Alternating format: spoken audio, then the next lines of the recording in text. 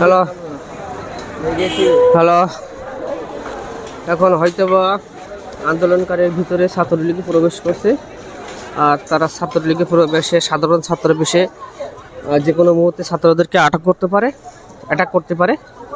তো আপনারা সবাই সাবধানতা অবলম্বন করুন, আর কেউ ছিন্ন ভিন্ন হবেন না, সবাই একসাথে থাকবেন। আর সবাইকে একসাথে থাকার জন্য আমি অনুরোধ করছি। এখন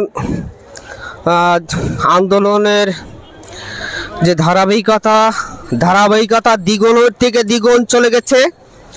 এখন ইচিবি চত্বর ঢাকা ক্যান্টনমেন্টে ছাত্রদের ব্যাপক সমাগম।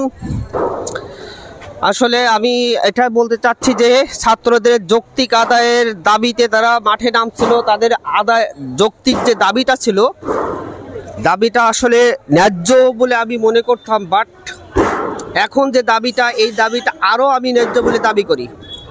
তো যা হোক, তারা এখন ছাত্ররা মাঠে নামে পৃথিবীর ইতিহাসে এখন পর্যন্ত ছাত্র আন্দোলন কেউ ব্যাহত করতে পারে নাই। তো এখানে হয়তো বা একজন টিচার, ক্যানগার্সের টিচার, সেও আগমন করতেছে। যা হোক, আন্দোলন জোরালো হচ্ছে।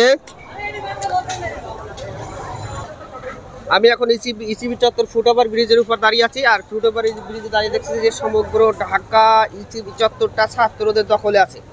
তো আমি গোপন সূত্রটা যিনি জানতে পারলাম যে ছাত্রলীগের পোলাপান তারা এই সাধারণ ছাত্রদের ভিতরে ঢুকে গিয়েছে এবং তারা একটা ঝাপটি মেরে বসে আছে। যে কোনো মুহূর্তে তারা সাধারণ ছাত্রদেরকে অ্যাটাক করতে পারে। সবাইকে সতর্ক থাকার জন্য আমি বিনীত অনুরোধ জানাচ্ছি।